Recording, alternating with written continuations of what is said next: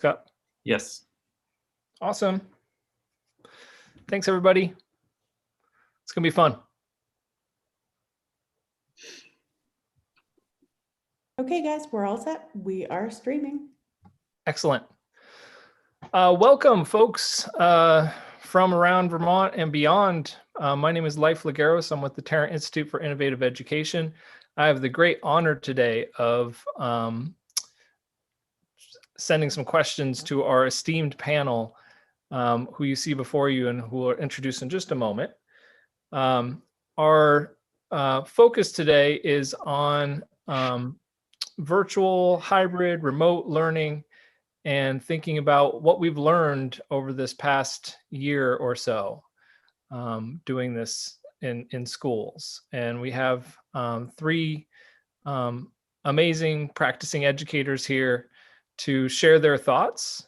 And so we're going to break up this hour into about the first half of it. We'll be hearing from these folks. You see their names on the screen, and they'll introduce themselves as they come up.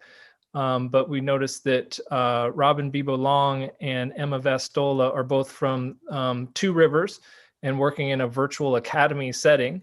And then we have Sona Iyengar from Winooski Public Schools, who's worked in hybrid settings and remote settings this year.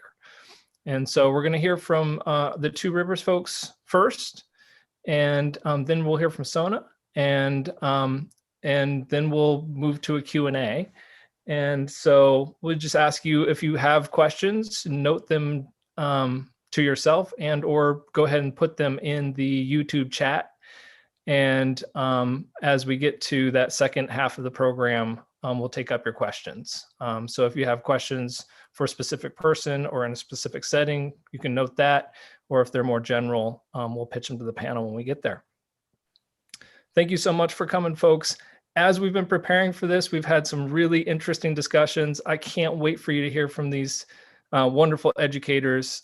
Just some themes to keep in mind as we're going ahead, some things that you'll expect to come up that have certainly come up in our discussions. The first is around relationships, community building, SEL. That seems to be kind of top of the list. We have some very interesting findings and thoughts around family communication. These teachers have done a lot of thinking and had some success with engaging students.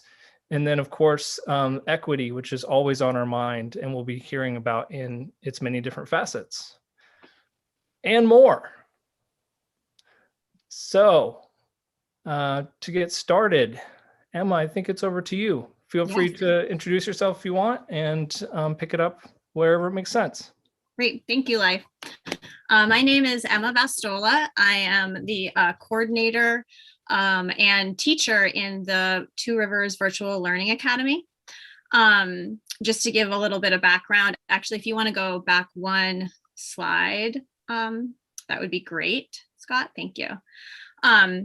So the Two Rivers Virtual Learning Academy is located in the Two Rivers district, and we serve the students in 4 sending elementary schools. So that's Cavendish Town Elementary, Chester Andover Elementary, Ludlow Elementary, as well as Mount Holly Elementary. And so the virtual academy was formed in the summer, this past summer, but was really thinking about what we had learned in the spring and kind of using the work that we had learned in the spring, the learning that we had learned in the spring, and to create kind of an innovative way of delivering instruction to the families that opted into the 100% remote setting. So again, that's for students in grades K through 6.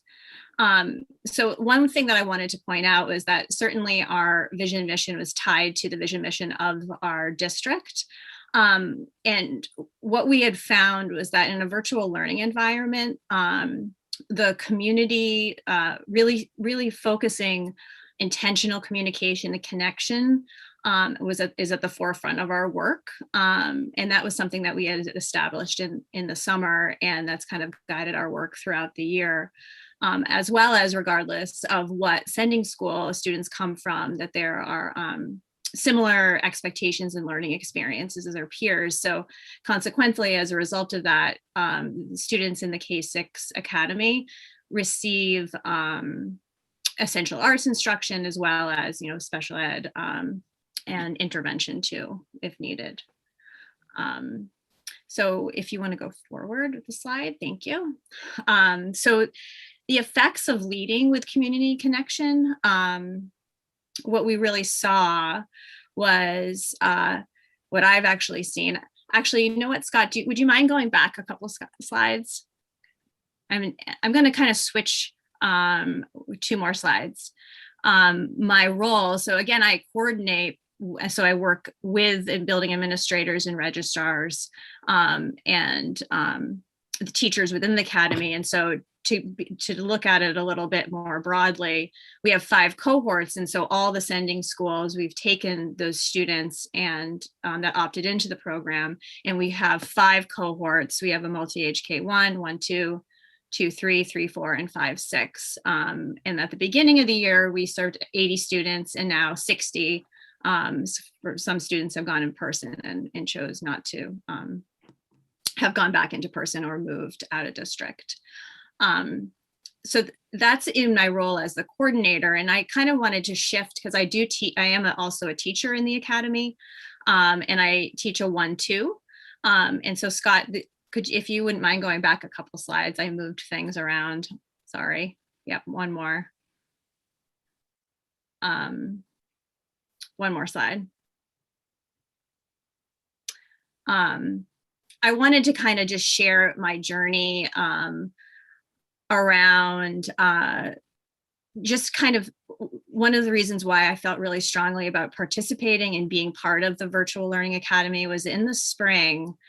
I really had this kind of awakening where NPR is doing this now that it's been almost a year since the schools have shut down, where it's like the hashtag, I think it's called The Moment. And I just remember sitting in a leadership team meeting where we were talking about, we had just gotten the continuity of learning plan. And it was really real to me at that point. And that was, about a year ago this time. And I think at that time I thought to myself, like, this is a time where I can really start to, this is time for me to rethink. This is time for me to be innovative, time to really utilize digital tools, things that I had been thinking about how to build systems in my classroom. And so I really started to go into this rethinking cycle of just stepping back and letting go and listening and being there for families and students in a time of crisis. And I led with that. And what I really found from that is that that families and students were engaged. And I did see, even though we were instructed not to see like any student growth, but I did see evidence of student growth. And so kind of in this letting go stage, I was able to really learn from my students and learn from my families about what we could let go of and what was really needed and essential. And we talked about it as building leaders and as educators. And I think we did a really amazing job thinking about growth reports too, and how to articulate where a student is in relation to a certain standard, and helping our system kind of move more towards that. So leading with that, after teaching full time now for 100 days, 104 days, actually, I'm a 1-2 teacher, 100% virtual. I think that I have learned really a lot about engaging families, letting go and being really humble. If you wouldn't mind moving forward a slide, please. Yeah, and really thinking about unpacking and questioning my own biases about what success looks like, and how we're measuring success, thinking about assessment. What does assessment really mean? What's the assessment for? Who's it serving? And just really leading with inquiry and questioning my practice and questioning the systems that we have throughout our education system. And this is I thought really, this image has been coming a lot up on social media, I think, and just thinking about grounding in values and wondering if maybe values, thinking about values and identity and how that is that more of an appropriate measure of success, and how I can see that in the system that I'm creating in my my cohort. Okay, a couple more slides. Okay, so leading really with that community and connection, I think it's just made me really responsive, much more, we always use like responsive classroom models, but I think I'm such a more responsive educator to the needs of the learners in my community. Leading certainly with compassion and curiosity, and seeing that in students and really letting go of these like pressures of the system, I think has really helped me in constantly kind of rethinking and going back to, is this something that I'm valuing in my system, and is this matching that value? And I think that certainly the relationships matter, and in that certainly affects the engagement of the families and of the students. And I think also helps in creating that sense of belonging. Okay, you want to move forward. So recently I've been just kind of collecting some quantitative data, throughout the time that we've been learning together. And I think that we have learning partners in our virtual academy where it's a family member who is really kind of the sole person like responsible, although there's a few learning partners, at least in my cohort. And we're all part of this learning community together. So with the second grade parent I met with, or actually was a learning partner, and she even said, I'm learning right along with my student. We're all learning together. And being like really transparent in that language is really heartening, I think. As well as I think there's been a lot of surprising ahas. Like I met with a district coach recently, and she was saying that she's really been just really blown away by the inquiry that the students are doing in their own environment, that the inquiry that's happening with students, that they're being met with challenges that are flexible and applicable to their own lives and their own environments. And I think that certainly in the engagement with virtual tools has been really one of the big ahas for me as well. Like thinking about this virtual environment and how we can help students access these 21st century skills with digital tools. And even second graders, I'm just really amazed at their ability to be just tech savvy and to collaborate, be really creative,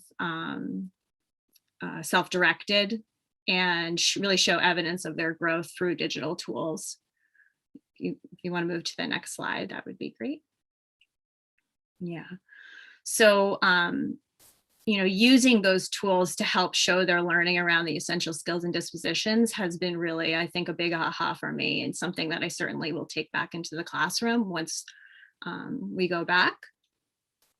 Certainly also utilizing a learning management system has been helpful too, and students being able to engage with me and with their families has been really transformative.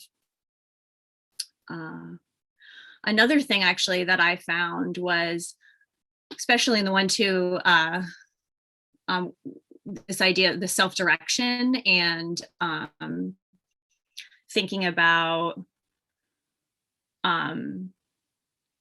creating a schedule that's going to help build executive function skills. And so using the technology, like we've been using Google Calendar, these tools to help students kind of gain an awareness of how long something's going to take, and this is when I do this, when I do this. So engaging them actually in that time, those time management skills has been really amazing.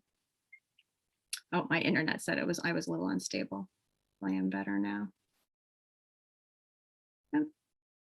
If you want to move forward, that would be good. Thank you. Okay, so lastly, I know Life had brought up just this equity piece. So my equity journey is just constantly evolving, and I'm rethinking it all the time. Just this morning, I was thinking about identity, and this year I've really led my work with identity and thinking about that. And so I think identity is really crucial in this virtual setting, and thinking about where the systems that we create, how it's all rooted in the identity. And so it's fluid, it's based on the certain who's identifying identity. And so I've been really actually talking about that with my students, and thinking about that also with administrators too. I found really transformative experience around building class charters this year, as opposed to norms or agreements. And so thinking about how we want to feel as learners in our cohort, and from that creating our class charter together, and revisiting that in connection to how emotions matter. I also found that the schedule, I spend more time with the students that need certain help on things. And because we don't have the limits of the in-person scheduling, I think it's more flexible, and it meets the learner's needs as opposed to the system. And as I said, I think that this has really shown me how to be more of a responsive educator, and flexing the environments that my students are in. I think has been a big shift in my instructional practice.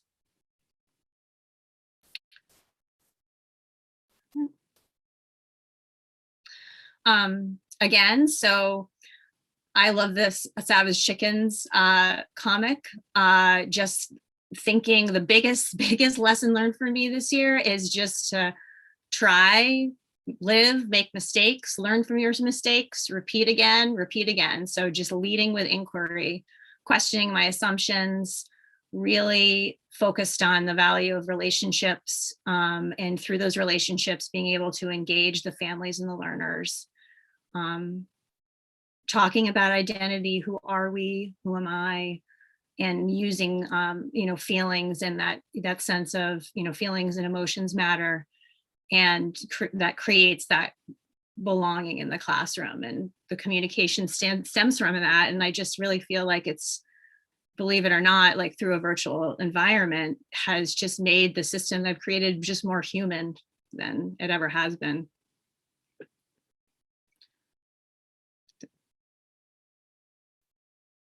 Thank you. So I think I'm going to give it over to Robin. Thank you so much, Emma. Mic drop on that last comment, that it's a more human environment. Can't wait to follow up. Robin, before you get going, I'll just remind listeners out there, participants, that we're saving questions for the end. So feel free to jot them down yourself and or put them in the chat.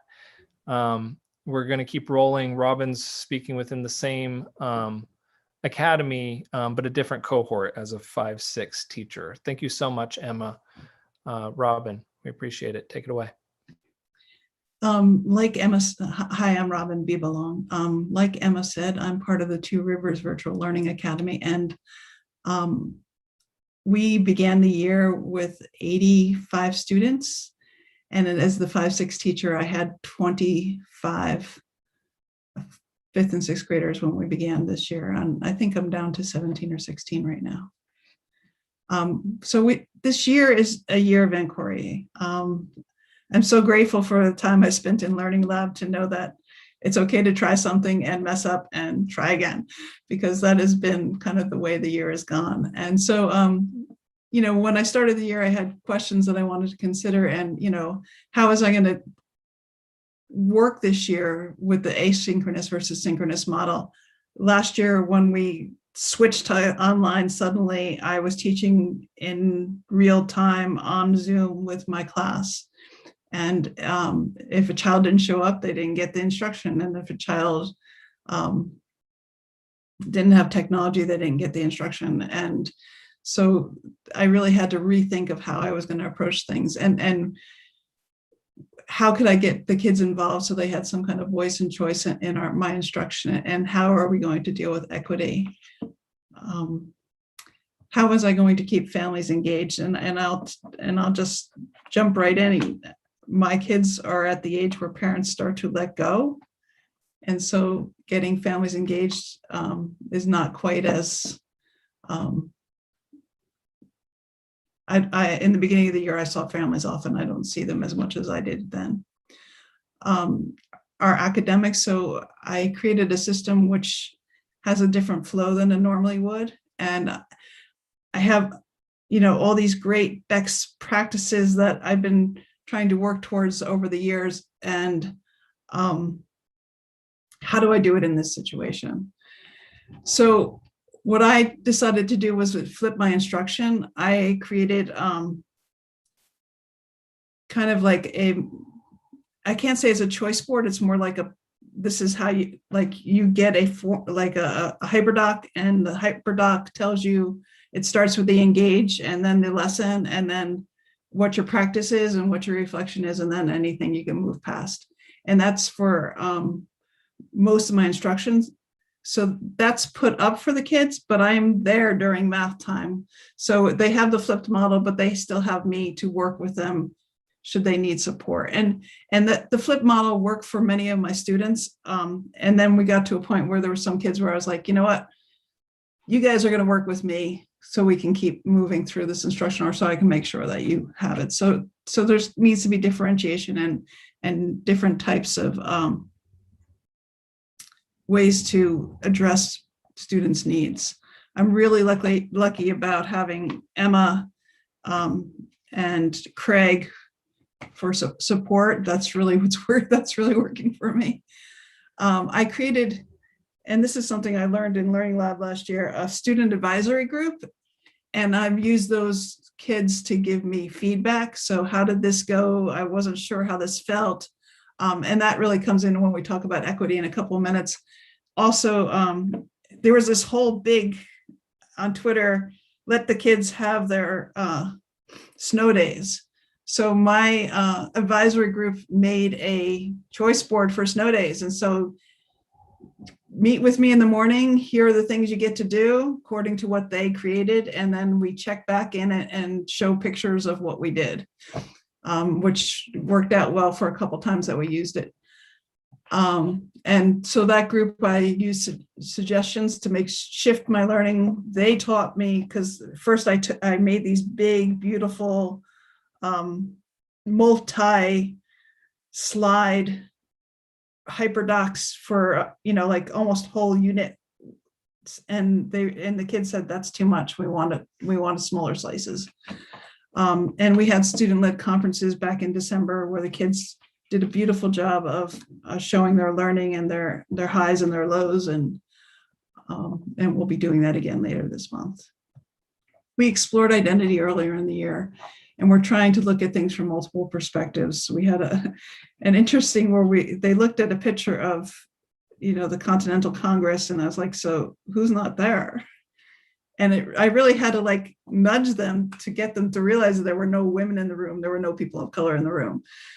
It's like, would I be in this room? Would you be in this room? So we had conversations about that. I learned this year to never assume a child has something or doesn't have something, or that they're getting support or they're not getting support, because I don't know what it looks like. So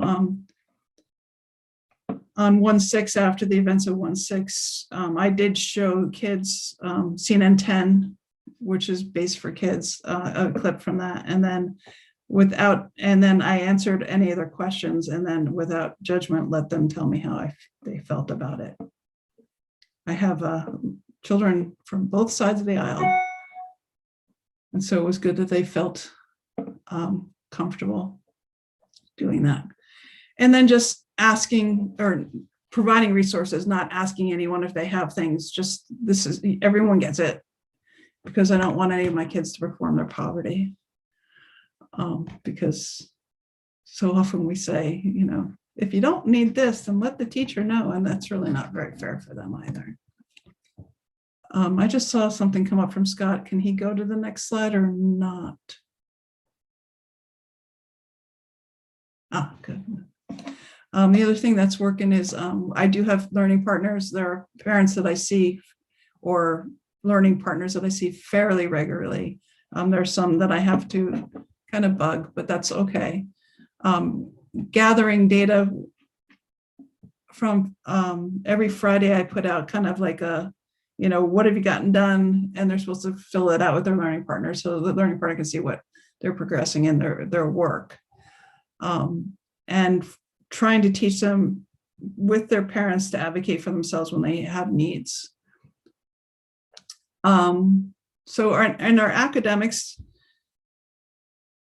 I told you about the synchronous asynchronous model that I created. We have PLPs. We try to include any home learning they're doing as valuable and authentic learning. So we celebrate PLPs and home learning. My schedule is built so I have time with 5th graders and time with 6th graders separately and together. Most of the collaborative work we're doing, I'll get to the next, when I get to the next slide, or the slide after, is done during our morning meeting or our check-in time in the morning. Not as much done during our academic time than I would like. I did create a module for the kids right now that they're working on, where they're actually doing some investigations outside. So I'm trying to push them outside so they're not always in front of the screen. So combining 5th and 6th grade life science standards into a module where they're doing observations, investigations outside, they're tracking, they're providing resources and taking data, which I think is so important to kind of insist or encourage them to get outside more, because I have some kids that are just gaming all day too. The feedback is more focused because I have some more time one-on-one with kids, and that's how we go through, let's look at what you did and let's talk about what you understand and what you don't understand and how can we change things. And you got another chance, go back and look at it again. We can go to the next slide. But with any inquiry model, you hit those belly flops. I am very concerned about the mental health of my kids. And if it looks like they do have the opportunity to be back in school, I say, I can't wait to see you in real life. And please do go if you can. I was fortunate that a guidance counselor from Mount Holly School was willing to work with my kids once a week. So she's really working with them to identify how they're feeling. So there was a few situations where I was very worried about them feeling socially isolated.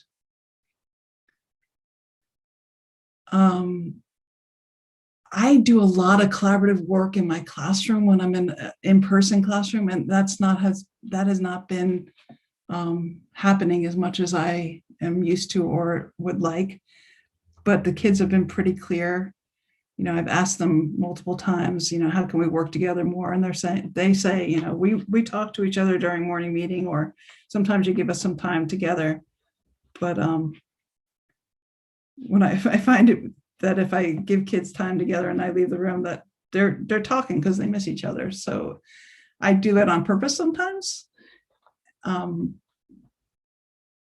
but the meaningful looking at work together is not happening as much as it did before. Keeping them motivated, especially in this very long, cold winter. I talked a little bit before about how I create these hyperdocs, or I call that, or playlist kind of, it's not really a playlist because you don't have the choices, but an ongoing hyperdoc. At first they were very cool looking, very slick, and now they're very consistent. I'm going to just stop my video for a second. When they see that, they know that that's press play. There'll be a video of me.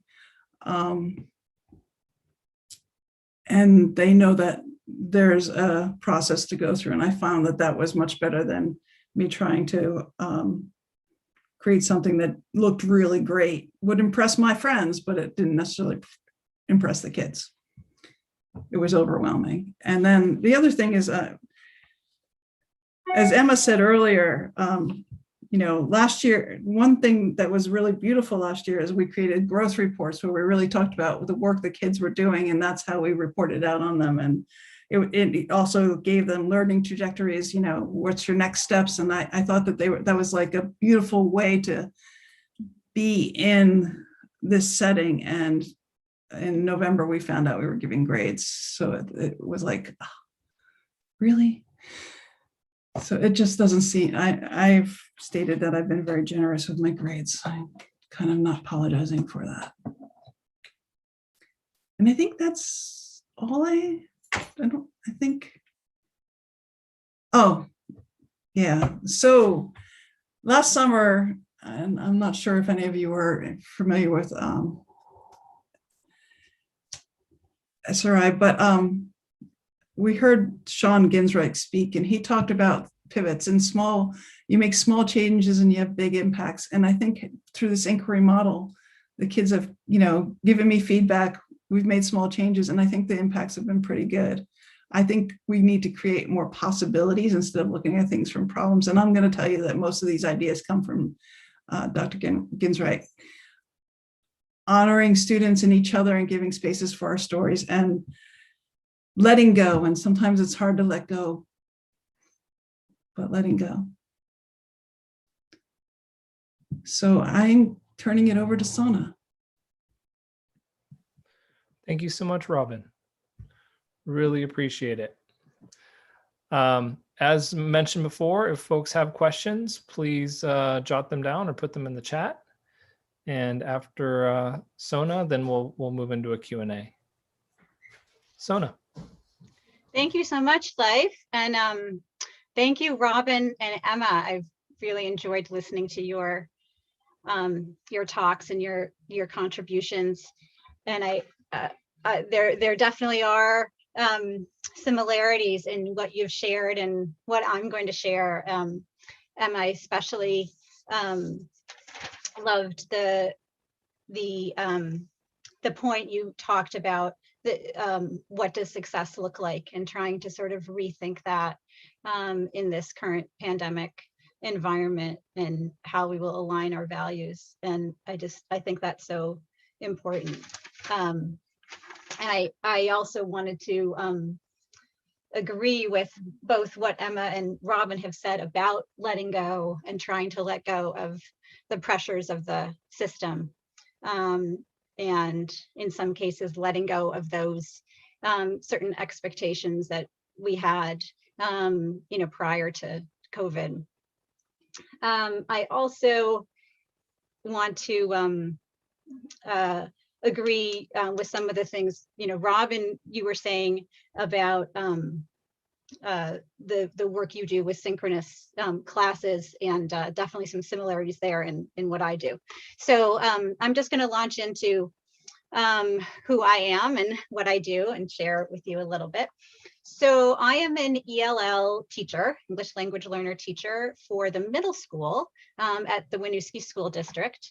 On this slide, you will see a picture of one of our Zoom classes. This is actually an after school class that I teach. It's a little writing club we have. But in Winooski, we have about 788 students, K through 12, all in one building, and which is right now undergoing a very exciting renovation and building project in the midst of everything else that's going on. And the other thing that I think is is somewhat unique about our district compared to other parts of Vermont, us and Burlington. Certainly we do have a large percentage of English language learners, of students who don't speak English as their first language, many of whom have moved here from other countries through the refugee resettlement program, as immigrants for other reasons. And our population of ELLs includes those who are, newcomers who've just come in the past year, as well as intermediate students who may have been here 3 years, 5 years, and then certainly those who are advanced and are very close to exiting our ELL services. And I also just put this up here for general interest that we have actually 17 different languages spoken. And I listed some of the main ones. Nepali is actually the largest. We have the largest number of Nepali speakers when we look at different languages other than English. And then Somali and Mai are very popular. And also Swahili and French. Many of our students from Democratic Republic of Congo are the Swahili speakers, and they're some of the more recent additions to our school district. So being an ELL teacher and being faced with a pandemic and suddenly thrown into remote teaching a year ago was a shock and was a very big change. And I think the first thing that many of us felt, not just the ELL teachers, but others in the middle school, was a sense of, how are we going to ensure that these children stay connected to us and to the school? And it was especially important for our population of students, the students that we work with, because I feel that our school for them is really a welcoming, safe place, a place where they come to see friends and socialize, as it is in all communities. And for us, families that have moved from other countries and have been refugees really rely on the school to provide that sense of safety and that sense of home outside of home. And so not having that anymore was just, I think we felt like it was devastating. And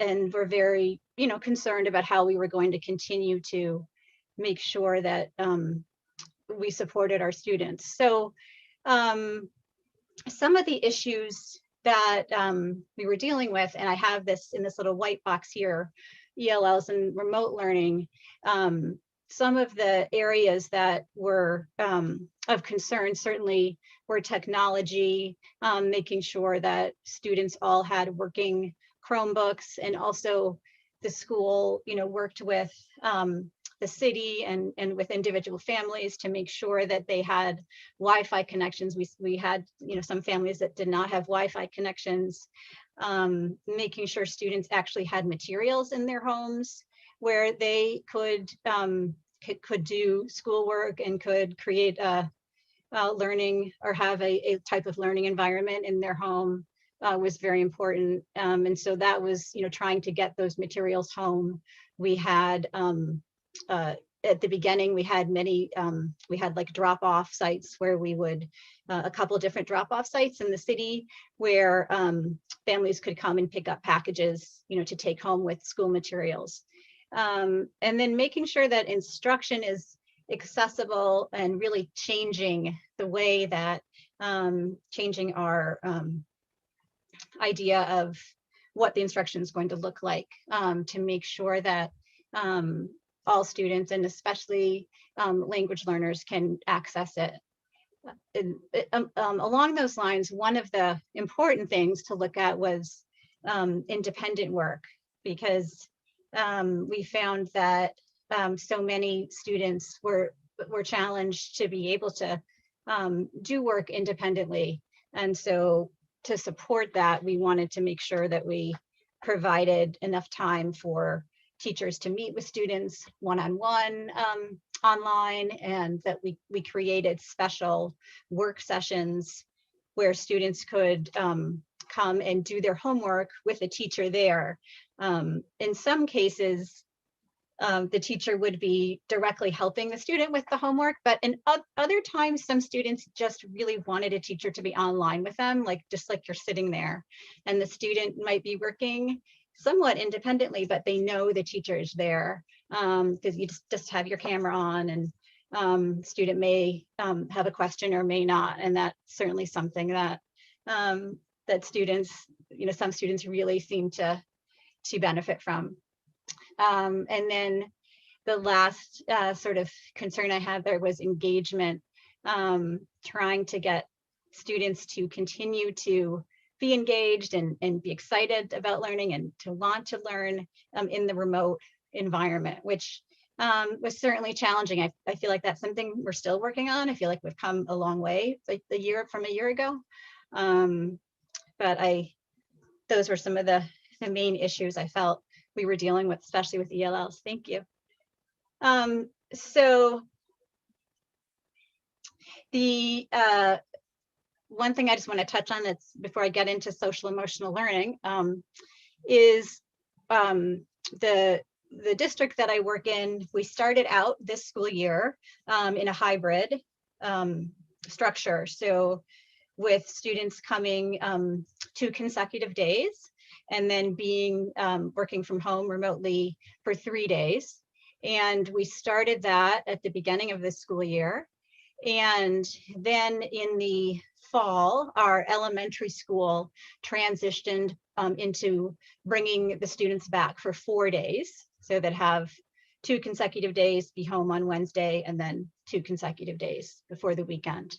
And then in December, we saw our COVID cases in the community beginning to rise. We had COVID cases in the school. And so we went to a full remote learning system that happened in December. So that was December and January. And then at the end of January, early February, our cases were starting to level off and decline. And our COVID coordinators, working with the state, just ruled that it was safe for us to come back to hybrid. So in February, beginning of February, we came back to the hybrid structure, and also the elementary school going 4 days. And so right now we're in a situation where we're very excited, as I'm sure Emma and Robin are too, about the governor's news that teachers will be vaccinated, hopefully very soon. And so right now we are having discussions at our middle school about transitioning to 4 days or full-time in-person instruction, which we're hoping can happen in the next 4 to 6 weeks, something like that. So those discussions are taking place right now.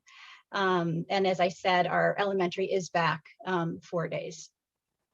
So that's exciting. At the same time, there have been so many changes over the past year, which I see as being very different from when I look at the virtual learning academy, Emma and Robin, that you were sharing about, where you've had that consistency of that beautiful program that you've created to work with. We have seen ourselves, and in other school districts obviously have too, going back and forth, right, from hybrid to full remote to hybrid to full remote, and that definitely has been very challenging. And I know that all the teachers out there have felt that, especially when you don't necessarily know what's coming. But I think now we're feeling very optimistic that things are going in a good direction. And that said, one of the things that I think, we've really, one of the positives that's come come out of this, and that we will continue to do even, when we are back full time, is focusing on SEL and social emotional learning.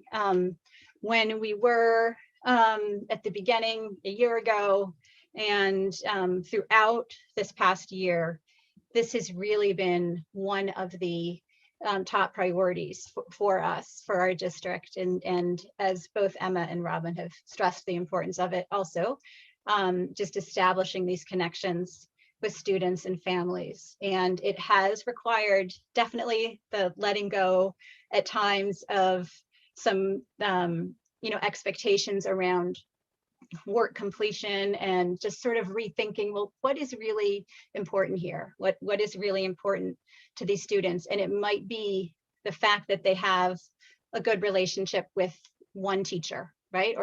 Or we know that someone called and checked in with them today and had a talk with them and asked about, how are things going? Have you talked to any of your friends today? Have you gone outside today?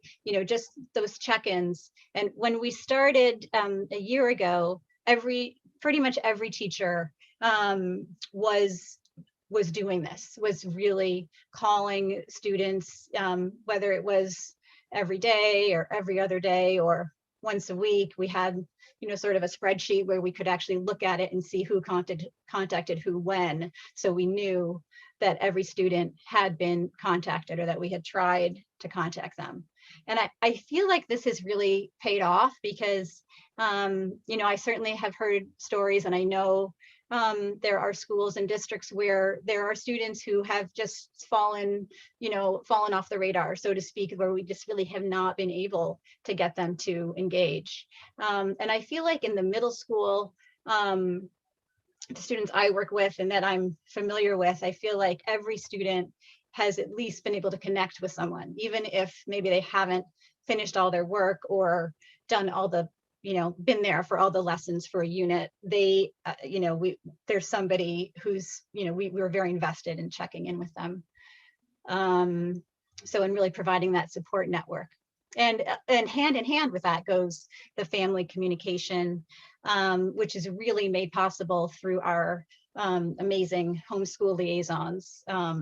We have multilingual liaisons who speak all the different languages that are spoken in our district and who are on staff. And they have been working almost around the clock, probably since this pandemic started, to facilitate conversations between teachers and students and families and parents. So they make that possible. Okay, we can go on to the next slide. So one of the things, obviously that's key in all this is looking at equity. And when I think about equity in terms of remote learning, one thing that comes up for me is thinking about how remote learning is not the same for everyone, because of what the home environment is like, what sort of resources people have access to, what technology or network is available, as well as what family commitments and responsibilities there are. I have a number of students who are relied upon to help out in the home, help out with taking care of their siblings, helping out with cooking and cleaning, and with all the siblings at home, these responsibilities are heightened. And so this definitely cuts in sometimes to their ability to attend classes or get their schoolwork done on time. And as teachers, we've had to work to really make sure that we stay aware of that, and that we're not saying, okay, well, this student needs to complete this work, and they were helping their family, and they should still complete the work. So we might change. There's going to be some nuances there in how we think of those expectations, to take into consideration all these other things that the students really have no control over. especially if their parents are unemployed and have so many other pressures on them.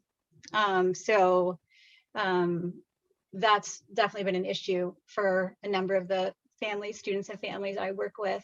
Also, during classes, students may have distractions in the home from younger siblings, and being able to get work done when they may not have, a nice setup with a desk in their room and good lighting and, just the things you need for a nice quiet study space, they may not have that. But at the same time, I have rewarding perseverance here because I am just continually impressed and inspired by the students I work with and their persistence, even with, maybe a screaming sibling in the background, to still be, focused and engaged on a math lesson that I'm teaching or another teacher is doing, and, asking questions and wanting to make sure they understand and complete their work. And I think over the past year, the routine has really taken hold, so that students who do have a lot of distractions in the home are able to work with that amazingly. And I think it's something that we need to reward. So this is all something that we have to take into consideration when we are figuring out what lessons we're going to teach, where our curriculum is going to go, what our expectations will be. Maybe we're planning to get through, a large unit with, 20 lessons, and we might cut that in half.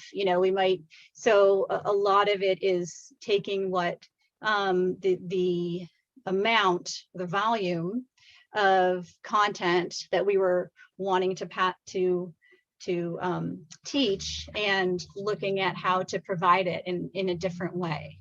So we can move on to the next slide. And when I'm just talking about providing it in a different way, I think the key is, as both Emma and Robin have said, looking at trying to make instruction as engaging as possible. And during the 3 days of remote learning that we have now, there's usually a combination of synchronous classes and some asynchronous learning. And during those synchronous classes, what we have really tried to do is to keep lessons as interactive as possible and keep them moving. That's one thing I try and do in my with my teaching. My students love games, and students I work with are probably some of them similar age, Robin, to some of yours, but I have 6th graders and 7th and 8th graders. And so playing games like Kahoot, or even, games like Jeopardy, or any sort of games, any sort of way that we can incorporate learning into a game will help them, get more engaged if they're going to be on the computer for during a half an hour lesson. So we usually try and incorporate that into most lessons. And the other thing that we found helpful is on our in-person days to sometimes preview or help students practice what they're going to be doing on the remote days. So for example, if they are going to need to access our learning management system, which we've used both a system called Empower, but also Google Classroom. We might run through how they're going to access their learning or their assignment during the in-person days, just to make sure that they have that down before they go home for remote days. And then in terms of the asynchronous or independent learning, giving students more time to complete assignments. And as I said, we also have these designated work times where students can come and be online with the teacher and do their work during those times. So I think That might be most of what I was wanting to share. Thank you, Sona. Yeah. The last thing I just want to add is that one thing that we've really loved, which is we've also used for equity conversations through this past year, is the use of restorative justice circles. And that's something that we've really incorporated in our district. Now we do it a lot with staff and around issues of wellness and self-care. We did it around issues of, processing how people felt after the insurrection at the Capitol, around the election, around racism, and our district's efforts to work to become an anti-racist district. So that's another thing that's been really wonderful. It's come out of this past year. Thank you so much. Thank you so much, Sona. So I'm just absolutely so appreciative of everything you three shared. We have had a couple questions come in. That last piece, Sona, you were addressing how adults in the district have been coming together around restorative circles, which was really fascinating. And somebody asked a question about connectivity, which is kind of an infrastructure piece. But I think, really, I was so enthralled by what you were all talking about that we kind of, time got away from us a little bit. That's my fault. So I think we have time for kind of a lightning round question, because there is a really important question in the chat around what people are going to take with them from these lessons learned. And so I'd ask each of you to consider just one, if there was one thing that you would say, this is going to be the piece that when things are back to quote unquote normal, I am definitely going to try to implement. Let's hear from each of you on one thing. And while you're thinking about that, I'll just note, thanks so much to Scott Thompson, my colleague and professional development coordinator with the Tarrant Institute, for running the technology in the background and shepherding the questions over. And Audrey Homan as well, our amazing communications director, for supporting this today. So just in the last couple minutes we have left, if each of you could just speak briefly to one thing that you want to take with you, in no particular order. If somebody's ready, please. Student paced. So not everyone's working at the same place at the same time. This has allowed people to move in a way that's more comfortable for them. So I like having the flipped model. I have never been able to implement it fully before, but I will use it when I go back. Thank you, Robin. And I'm sure others like me are so curious to see some of the hyperdocs you've put together, and your comment about consistency over coolness and having that consistent structure. Really thoughtful. Really appreciate that. Emma or Sona? I was going to say that something very similar to Robin's, actually, which was the ability to cater to students, individual needs and learning styles. And because I feel like what's come out of this is a recognition of those students who really thrive in an independent environment where they can be self-paced and as I said, really thrived in that environment. Whereas for other students, we've recognized that that's not the best environment for them. And I think just a hyper awareness of how we can all benefit from catering more to these individual learning styles. Thank you so much. One way we term that at the Tarrant Institute often is personalized learning, and thinking about the structures that can support that and the practices. Appreciate that, Sona. Emma, what's your one takeaway? What your big one? My big one, I really think it has to do with the flexibility in the system, and having it be. I think this is kind of really actually picking up on both what Sona and what Robin were saying around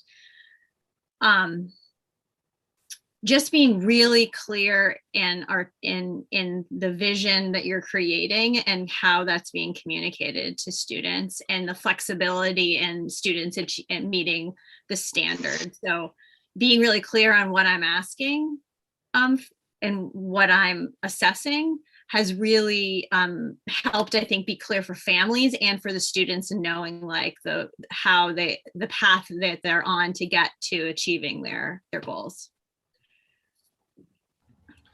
Thank you so much. And I'm sure others like me are also very intrigued by the idea of the growth reports that were put in place, that were narrative based, and thinking about how that can be an alternative or an augmentation to grades.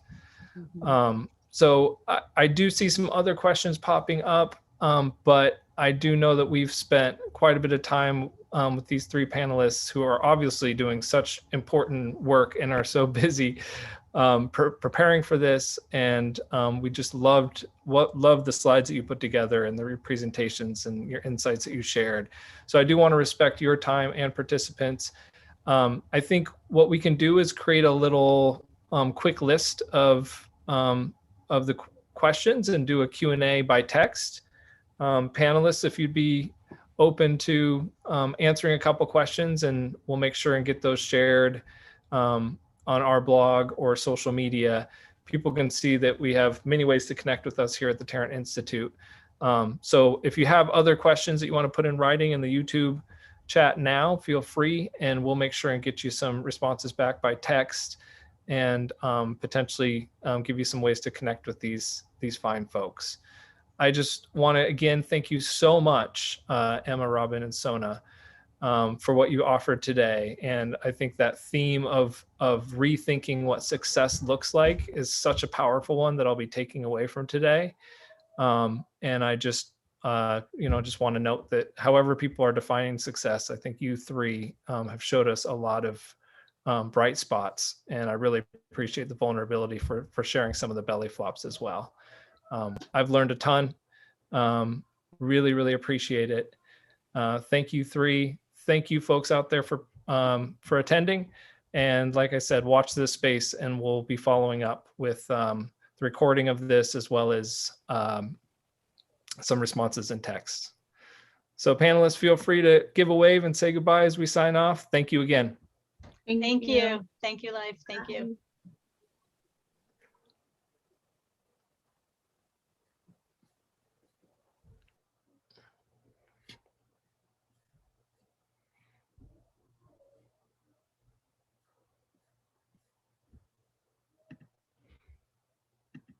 Sorry, thank you. Got the mute off, huh? Thank you so much. Scott, do you know, are we still live, or is that